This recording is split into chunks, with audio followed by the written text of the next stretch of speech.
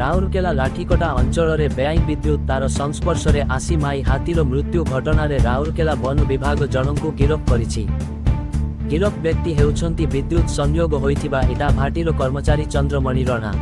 ଏହି ମାମଲାରେ ଅନ୍ୟତମ ଅଭିଯୁକ୍ତ ଇଟାଭାଟିର ମାଲିକ ଫେରାର ହୋଇଯାଇଛନ୍ତି।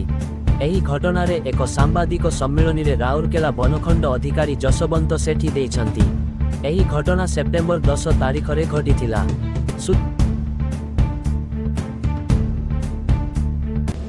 देखो 10 तारिख दिन राति पाखापाखि 4:30 पाखापाखि आम गोटे इनसीडेंट है जो गोटे माई हाथीर देहांत होता एवं आम से साइट को जाकि आम पारिपार्श्विक तदंत कलापर जना पड़ा जे यह आमर इलेक्ट्रिकेशन कारण जो होती पोस्टमार्टम रिपोर्ट रे जना पड़ू जे यह इलेक्ट्रिकेशन मध्यम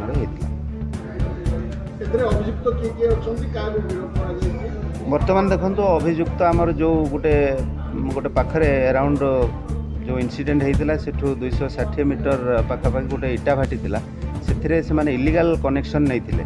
तो इलीगल जो इलेक्ट्रिकल कनेक्शन थिला सेथि मध्यरु विभिन्न प्रकार जॉइंट थिला से तार जो सर्विस वायर थिला से जॉइंट थिला।